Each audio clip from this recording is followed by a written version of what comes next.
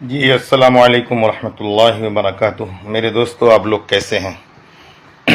इस वक्त सियासी मैयत हो चुकी है अररिया की सरजमीन पर। सियासी मौत पर हम फातिहा पढ़ेंगे, लेकिन मेरे बहुत सारे दोस्त मुसलसल फ़ोन करके पूछ रहे हैं कि ये जो फ़ोटो में तस्वीर में जो लोग टिकट रिसीव कर रहे हैं, ये कौन लोग हैं। अब मुझे भी शर्म आ रही है बताने में कि जो बंदा एमएलए का टिकट खरीद लिया और एमएलए का टिकट ले लिया और उसी के गांव के लोग, उसी के पड़ोस के लोग ये पूछ रहे हैं कि ये मंजूर इंजीनियर है कौन, कहाँ के हैं। तो टिकट देने वाले तो बेगैरत और बेशरम थे ही, टिकट देने वाले तो बेगैरत बेशरम थे ही। और मुझे मंजूर साहब का भी कुछ समझ में नहीं आ रहा है कि इनके ही पड़ोस के लोग, इनके ही होटल के बगल के लोग ये पूछ रहे हैं कि ये कौन है। शाही पैलेस, मैं आप सबको बता देता हूं, अररिया के रईसों में, अमीरों में इनका शुमार होता है। इस वक्त पहले का क्या है मुझे नहीं मालूम। अररिया की जो शाही पैलेस है वो मंजूर साहब की ही हैं, इंजीनियर मंजूर साहब के। और इनके लिए ये चीज़ मौत से कम नहीं है कि इन्हीं के आसपास के लोग पूछ रहे हैं कि ये है कौन। और मियाँ टिकट लिए हुए हैं एमएलए का खरीद कर। यानी कपार भर सिंदूर लगा लेने से कोई किसी की पत्नी नहीं हो जाती है। लालू यादव का ये डायलॉग है कि कपार भर सिंदूर लगा लेने से कोई पत्नी नहीं बन जाती है। एमएलए का टिकट आपने खरीद लिया, आप एमएलए नहीं बन जाएंगे। आपको भी अपनी ज़मीन बनानी थी, सियासत करनी थी, समाज में जाना था, लोगों का दुख सुख सुनना था। मैं आप सबको बताता हूँ, ये मंजूर इंजीनियर साहब, इनका आबाई गांव जो है वो बेलवा है।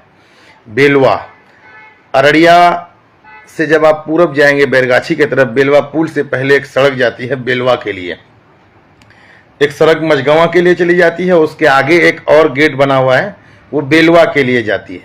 तो उसी सड़क के रास्ते से हजरत मंजूर साहब का गांव बेलवा पड़ता है। ये मुझे बताना पड़ा कि लोग परेशान हैं, मुसलसल परेशान हैं कि ये है कौन। और मुझे इस बात पर बेहद अफसोस है कि जिसने ये टिकट खरीदा उसको लोग जानते भी नहीं हैं, और एमएलए का टिकट खरीद लिया। बेगाने की शादी में अब्दुल्ला दीवाना, यानी कपार भर सिंदूर लगाकर आप नाचेंगे और आपको लोग किस और क्या है आपका दिमाग में इलेक्शन लड़ने का इतना जुनून, इतना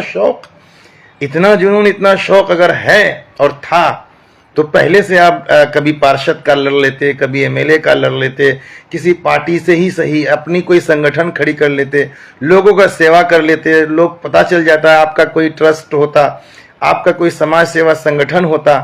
आपके पैसे के बलबूते पे आपने कानून का खजाना का पिटारा खोला और सीधे चले गए आप वहाँ, क्या नाम है वो, दारुल ईमान, खतरुल ईमान, अख्तरुल ईमान, क्या क्या साला, सब ईमान है, सब ईमान है, सब ईमान है। दारुल सलाम से शुरू होता है, दारुल ईमान पे ख़त्म होता है, लेकिन ईमान का ज़र्रा किसी के पास नहीं है। तो मंजूर साहब, आपके लिए ये खबर अच्छी नहीं है। आपने जिन पैसों से टिकट खरीद लिया ये अच्छा किया, लेकिन मज़ीद आप बहुत ज़्यादा कुछ करने की कोशिश आपकी है नहीं, क्योंकि राशिद अनवर निर्दलीय चुनाव लड़ने का फैसला ले चुके हैं और अभी हम दिल्ली में हैं और साथ ही उनके जितने भी गरीब लोग उनके साथ है। अमीरों का वो टोला है नहीं और जनता उनके साथ है और जनता जो चाहेगी वही करेगी। वो राशिद भाई जिसको समर्थन देंगे हम लोग उनके साथ चले जाएंगे, जिसको समर्थन देंगे हम लोग उनके साथ चले जाएंगे। राशिद भाई अगर कांग्रेस को, अगर महागठबंधन को समर्थन दे देंगे वक्ती तौर पर कि भाई अब हम नहीं लड़के इन्हीं को दे देते हैं, इट्स ओके। राशिद भाई शगुफ्ता अजीम साहिबा को अपनी बहन समझकर समर्थन दे देंगे, इट्स ओके। वो खुद लड़ेंगे, इट्स ओके। लेकिन मंजूर साहब, आपने जो कुछ किया ये आपको नहीं करना चाहिए।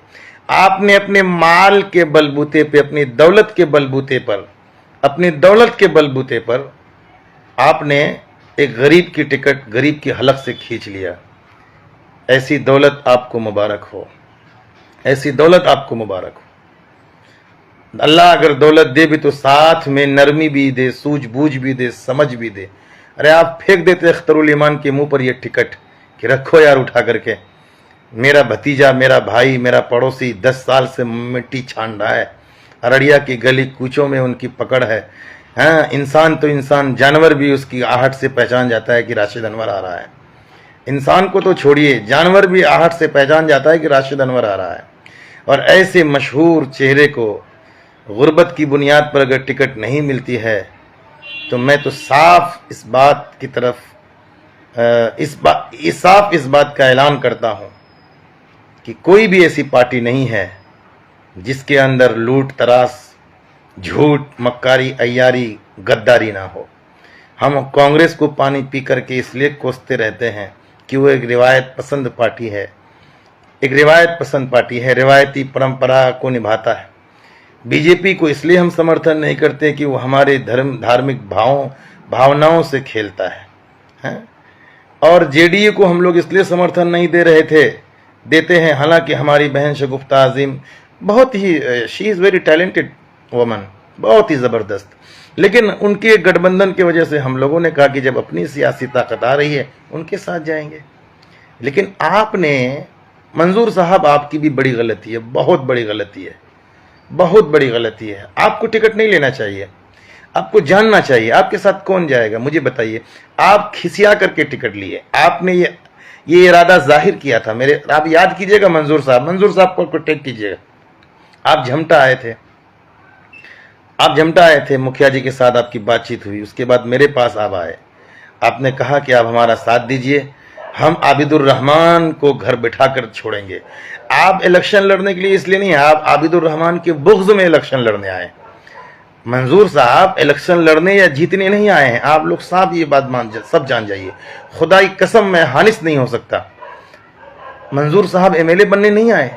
मंजूर साहब ने एक ही कसम खाई है कि मुझे आबिदुर रहमान को किसी कीमत पर जीतने नहीं देना है। अल्लाह की कसम, अगर आप मुझे हाथ में कुरान दे, उनका ये अल्फाज था कि किसी कीमत पर हम इनको जीतने नहीं देंगे, किसी कीमत पर। ये करते क्या है? और भी बहुत सारे अपशब्द का उन्होंने प्रयोग किया था, मतलब गाली तो नहीं दी थी, मतलब नाबीना और ये वो ब्लाइंड, अगरम बगरम, बहुत सारी चीज़ें उन्होंने बात की थी। तो ये टिकट लेकर के जीतने की नीयत से नहीं आ रहे हैं। इसलिए मैं एमआईएम के तमाम समर्थकों से गुजारिश करूंगा कि ये मंजूर साहब अररिया की सरजमीन से ताल्लुक़ है, कभी गांव देहात समाज में इनका रहना सहना नहीं हुआ। ये अहले माल हैं, अहले सरवत हैं, ये जगह जगह इनके मकानात हैं, घर हैं और कारोबार हैं। ये अररिया इसलिए सिर्फ आए थे, ये जनता के दिल जीतने के लिए नहीं, विकास करने के लिए नहीं, किसी और काम से नहीं आए थे। इनके हाथ में कुरान दे करके पूछिए कि ये किस मकसद से चुनाव लड़ते हैं। ये साफ कहेंगे कि आबिदुर रहमान को घर बिठाने के मकसद से, और इन्होंने ही सबसे बड़ा रंगा डाला और सिटिंग एमएलए का टिकट कटवाने की पूरी कोशिश की। अब कटी कि नहीं कटी वो तो कल अभी मुझे खबर नहीं है, लेकिन इन्होंने जो जुल्म किया, अपने पैसे के बलबूते पर जो जुल्म किया राशिद अनवर पर, मंजूर साहब अख्तरुल ईमान ने तो जो किया उसका सज़ा उसको मिलेगी, उसकी सज़ा वो भुगतेगा, आज नहीं तो कल भुगतेगा, और भोगेगा वो, उसको भोगना पड़ेगा, उसकी कब्र पर हम चले जाएंगे।